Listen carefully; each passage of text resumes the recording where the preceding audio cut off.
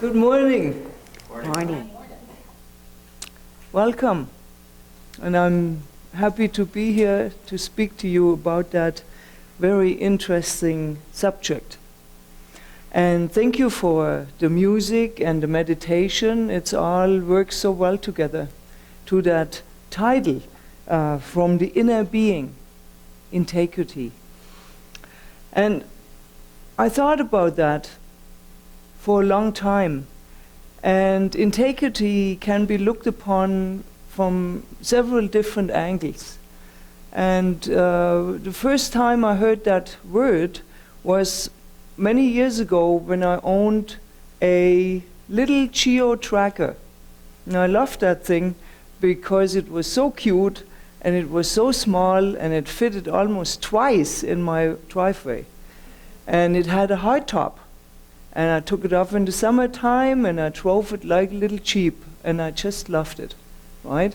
However, when I drove it over 60 kilometers, it started to squeak and creak and rattle and I thought it would fall apart after, and I couldn't go really onto Deerfoot anymore because, oh my God, it was so scary because that was really rattling and it was totally out of alignment, it felt.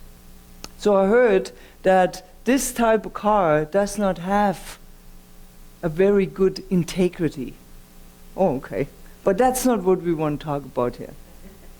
So let's talk about the body, our body, right? We have so many organs in us, and all these organs, they work with each other. And there's the stomach, and it holds items, right? And it does things to it, and it's so incredible that it works without me thinking about it, that it has to work. It all works together, and it all sits in a skeleton, where it all holds that in place, and it doesn't fall loosely around in my body because it has all these muscle tissue and other cells that fill the spaces, and there's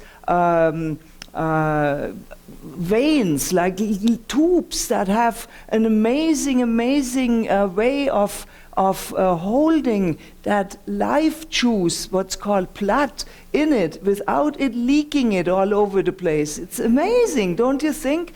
And oh my God, and it works. It works without me saying, okay, stomach, do something now, or gallbladder, or liver, or kidney. It works. Wow, this is such an amazing system. It's a magnificent system. But I'm not my body. Interesting. So this is also not what I want to talk about. So if we're going to keep up with subject like that, then guess what happens? I'm out of alignment with the teaching of the science of mind, and therefore I'm out of integrity with the Sunday message. So I better get to it. So I looked at it. There you go. I looked on the internet about what that word actually means, integrity. And the first item that came up was the quality of being honest and having strong moral principles, moral uprightness. And Albert Einstein says to that, whoever is careless with the truth in small matters cannot be trusted with important matters. So a newer voice, Nicholas Sparks, he is a storyteller. In his last song, the book, he says, in the end you should always do the right thing, even if it's hard. And going back a few years again to my favorite Roman emperor, Marcus Aurelius, waste no more arguing about what a good man should be. Be one. Cool. And then there is a motivational teacher of our time, Barbara D. Angelis. She says, living with integrity means not settling for less than what you know you deserve in your relationships, asking for what you want and need from others, speaking your truth, even though it might create conflict or tension, behaving in ways that are in harmony with your personal values, making choices based on what you believe and not what others believe. And to top it off with Abraham Lincoln, I'm not bound to win, but I am bound to be true. I'm not bound to succeed, but I am bound to live up to what light I have. And now it gets a little warmer.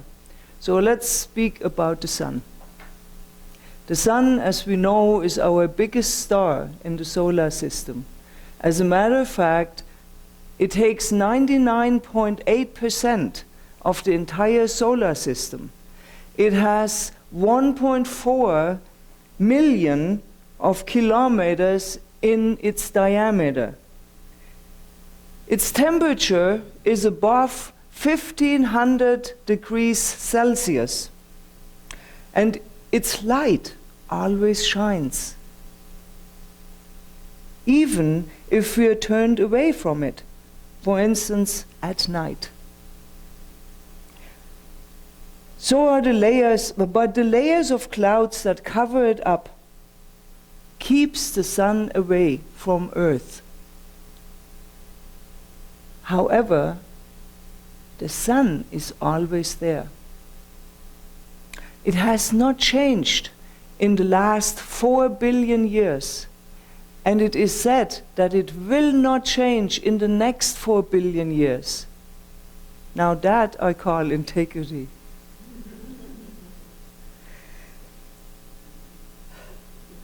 Alan Moore, a writer from V for Vendetta, says this: "My mother said I broke her heart, but it was my integrity that was important. Is that so selfish? It sells for so little, but it's all we have left in this place. It is the very last inch of us, but within that inch, we are free." The second portion of the definition from the internet says that the state of being whole and undivided. That is what the dictionary says integrity is. So I have a story for you. The story is about 4 people named everybody, somebody, anybody, and nobody. There was an important job to be done, and everybody was asked to do it. Everybody was sure somebody would do it. Anybody could have done it, but nobody did it. Somebody got angry about that because it was everybody's job. Everybody thought anybody could do it, but nobody realized that everybody wouldn't do it. It ended up that everybody blamed somebody when nobody did what anybody could have done.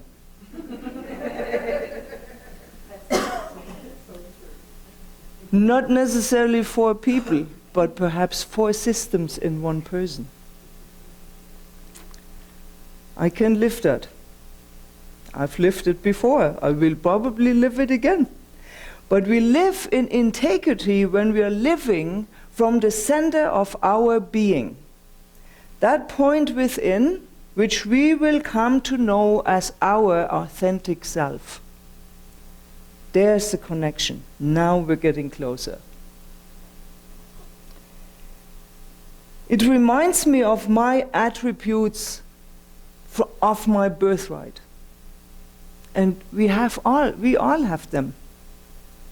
The beauty, the joy, the love, the light, life, power, peace. Do we live from that? An old and very wise master teacher took his students into the village late at night, saying to them, "You know, I'm getting old. I'm helpless, and I don't have any money. So I want you to go out into the darkest corners of the street and find people that walk alone by themselves. And when nobody's watching, take them into a corner, get their money from it. Don't do them any harm, but bring me the money. Everybody, really? Everybody, the story says, readily agrees. Really? But one student says, but Master, whatever I do, it will never be that nobody will see it. Because there's one thing in me, which is that self, spelled with a capital S, that will always observe what I do. The Master joyfully jumped out of his seat and says, yes, at least there's one that knows how to live life from within. This is the lesson. You all go out and live that way from now on. Yeah. So, in the Science of Mind textbook that Ernest Holmes wrote, the founder of the Science of Mind, he says on page 147, do we desire to live a world peopled with friends who love us, surrounded by things beautiful and pleasing? There is but one way, and this way is as certain as the sun shines. Remember the sun that hasn't changed in 4 billion years? This way is as certain as the sun shines. Daily we must control all thought that denies the real. Affirm the divine presence within us. Then, as the mist disappears before the sun, so shall adversity melt before the shining radiance of our exalted thought.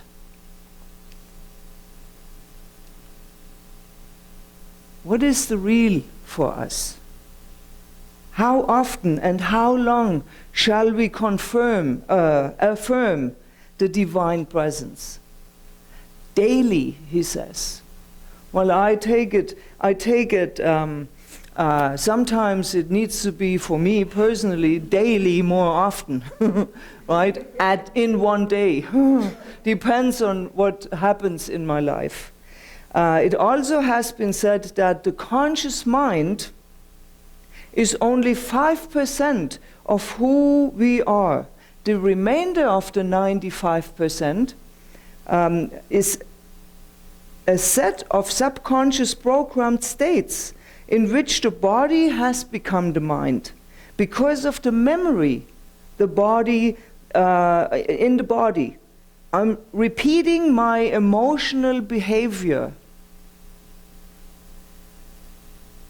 And it is mostly showing up when I don't get what I want. And when something happens that I don't agree with. Like, the job is lost. 58,000 jobs have been lost in Alberta. There should be some energy in the world here. Right. Yeah. Breakups happen, relationships end. Loved ones are dying. Minister retire. Centers close. Where's control? What is to be controlled? How do I deal with that? My habitual feelings kick in My programming kicks in. I struggle, I kick, I say, no, no, no, this can't happen. I don't want this. Excuse me? It's not my call. It's my emotional body reacting to something that I did not want. Then the other side appears. Oh, it's my fault. What have I done? I created this. I must have. I'm in it. Oh, wait. It's not that I created that, but I am creating my experience right now. So what is it that I want to experience? I want to experience a life that works for me in harmony with that self that I call my authentic self, that everybody has, that it is always there, that it shines like the sun, that never changes. It always sits there and waits for us to be recognized, to recognize that part. So with looking at this talk and checking in where my integrity is, I came to a realization that when I react with my emotional body from my memory, from my programming, I react very quickly with anger. That's my safe zone, really. Anger is great because it feels powerful, it feels strong. But does it express my authentic self? No. So what is it there for then? I ask myself, and I dug a little further in that mess, right? And out comes it, oh my goodness, love is calling my name. How come? How do I come up with that? Because if I am beauty, joy, light, love, if this is who I am from birth, my birthright, that wants to be expressed. That other one is the clouds and layers of mist that doesn't let that line shine through. It calls me very loudly to take off that all, to get through the mist, to let go of the clouds and bring my light out. The light who I know I am. The happy self. The Monika that faces love. Always and forever. The good news is, in all of that,